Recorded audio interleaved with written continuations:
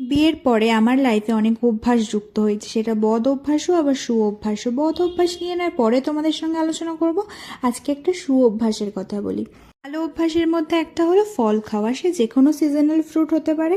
ফল খাওয়া নিয়ে এক একজনের এক এক রকম মতামত, কখন খাওয়া উচিত কখন খাওয়া উচিত নয়, কিন্তু আমার ফল খাওয়ার আদর্শ সময় হচ্ছে মিড মর্নিংয়ে, মানে ব্রেকফাস্ট আর লাঞ্চের মাঝখানে একটা যে কোনো একটা সময়। বিয়ের আগে এই অভ্যাসটা ছিল না বললেই চলে। ঘরে ফল থাকলেও সেটাকে ছুঁয়েই দেখতাম না, অগত্যা পড়েই থাকতো। তো পেঁপে যেহেতু আমার পছন্দের ফল, প্রত্যেকবারে মানে যখনই খাই পেঁপেটাকে কেটে খাই। তো আজকে ভাবলাম একটু অন্যরকম করে খাই। এখানে আসার পর প্রথম একদিন ট্রাই করেছিলাম, সেটা হচ্ছে পাপায়া জুস। তো জিজ্ঞেস করাতে জানতে পারলাম এখানে বেশি কিছু দেওয়া হয় না, অনেক রকম মশলা দেওয়া হয় আর সল্ট তো থাকেই।